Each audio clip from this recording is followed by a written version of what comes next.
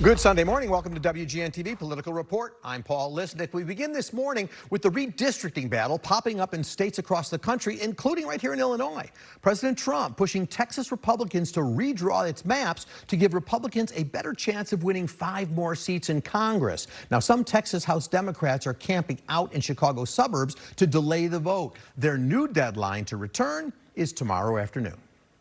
Every hour you remain away is time stolen from those Texans in need. Each one of you knows that eventually you will come back, and we will pass the priorities of the special session on the call. But with each passing day, the political cost of your absence is rising, and it will be paid in full. Texas reps say they'll stay out of the Lone Star State until the end of this current special session. And while Republicans are trying to force their colleagues back to the Capitol, Governor Greg Abbott says he'll just keep calling more special sessions until a deal is finally done. If the Texas plan does go through, states run by Democrats say they could try to combat GOP gains with their own maps. Governor Pritzker hasn't ruled out doing it right here in Illinois, but Democrats already hold 14 of the state's 17 congressional seats. Squeezing another blue district out of that state could be difficult. Nobody's done any work on a map for Illinois. We have a map in Illinois. It was passed and signed back in 2021. That's when they're done, right after a decennial census. And that's when they should be done, not in the middle of a decade. Just because Donald Trump wants to change the math for 2026. So I'm happy that we did it back then. We're not making any moves right now. If we have to, we're going to look at all the options that are available to us. A lot of balls in the air. Michael Kang is a professor at the Northwestern University Pritzker School of Law and an expert in voting rights and redistricting. Professor, welcome to the show. Thanks for your time today. Thanks for having me. So I'm curious, with all this going on between Texas and other red states are talking about doing things, blue states are talking about doing things. I know you've written about this or spoken about the fact that these redistricting efforts are supposed to happen once every 10 years after a census is taken. Why is that a good thing? Or is it okay that they revisit it after 5? I think it's a good thing if they only do it once a decade. And the reason is you have to update to comply with one person, one vote. That's necessary and constitutionally required.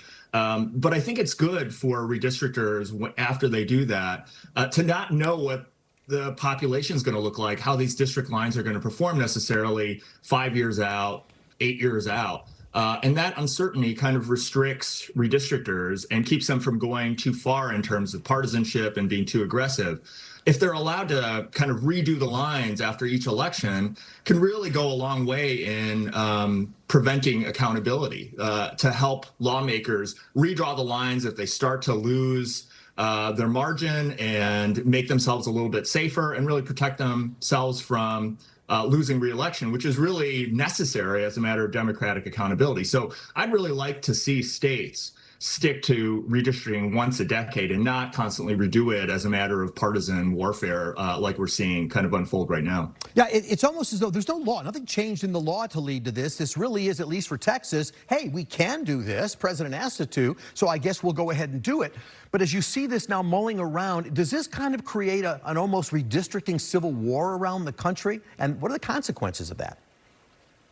Yeah, that's exactly what we're seeing. We're seeing this kind of national level warfare between the Democrats and Republicans, where Republicans are really trying to extend their advantage. They control redistricting in a lot of states. There are some more districts that they can squeeze out in places like Texas and Ohio. And the Democrats can't really fight them in those states very well. That's what we're seeing here with some of the Texas Democrats fleeing to Illinois. And so what they're doing is retaliating by threatening to do it in other states. And I think all around, this is a terrible consequence. You can kind of understand why the Republicans are doing what they're doing, because they want to hold on to the House and they see maybe that slipping away unless they mid-decade redistrict. You can understand it from the Democrats' point of view.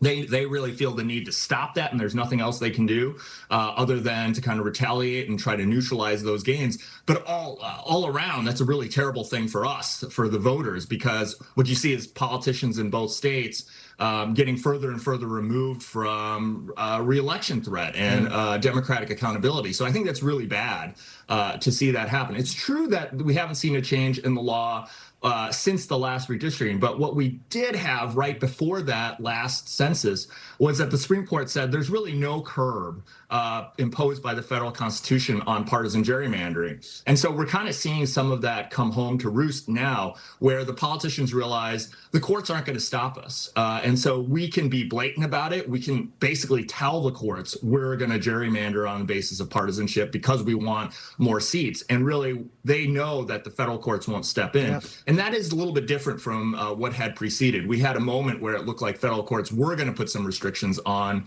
the states, and that's all gone away, and that's kind of led to the situation we have now. Well, so the president's argument for doing this is, he said, look, I had the most votes from Texas in 2024 than anybody in history. Not a true statement. But he got about 57% of the votes, and he goes, we've earned 5 seats. I'm just sort of curious. I mean, does the math there, as they say? There is some truth to that for the last election, but the thing is that the district maps all around countrywide at this moment strangely are kind of relatively fair between the Republicans and Democrats. This is an attempt to kind of skew it further in the Republicans' direction. And when you might have a less favorable Republican year, it may protect them by providing a little bit greater margin. So whenever we assess these kinds of fairness, it kind of depends on the state of the country and whether it's pro-Republican, pro-Democrat. If we have a more Democratic leaning in 2026, this gerrymander may make the difference. And so I think as a matter of partisan fairness, it would be better if we just kept the district lines as they are right now, and tinkering it one way or the other to kind of adjust in these kinds of minute calibrations and justifying it with respect to some of these arguments that Trump's made really doesn't make much sense to me. Yeah, I do want to, J.B. Pritzker, our governor, has sort of said, well, we're not going to do it unless we have to, but if we have to, then we can.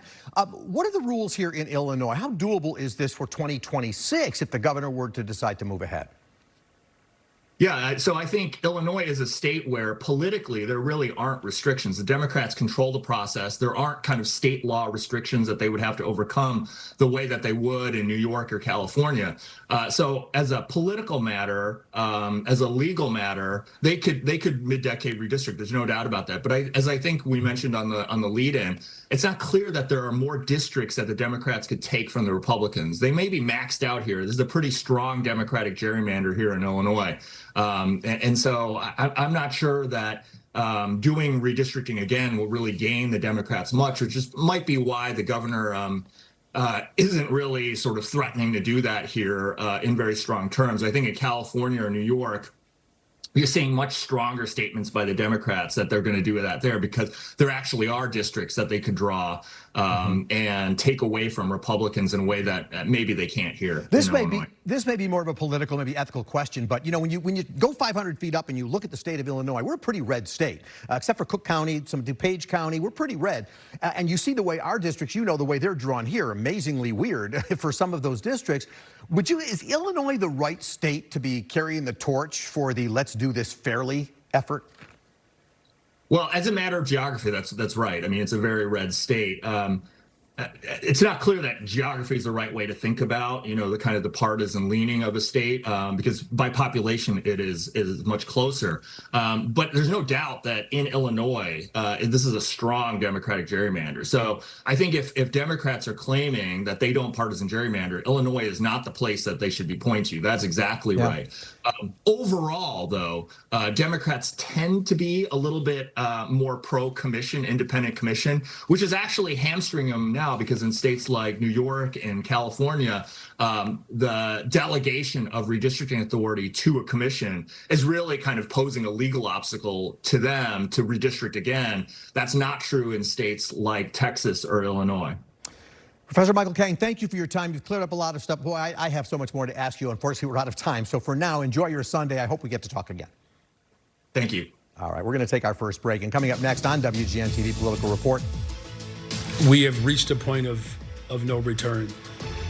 As Chicago's financial outlook worsens, a major deadline for Chicago public schools looms ahead this week. What we're learning about a potential plan to fill the district's $734 million budget gap. We'll be right back.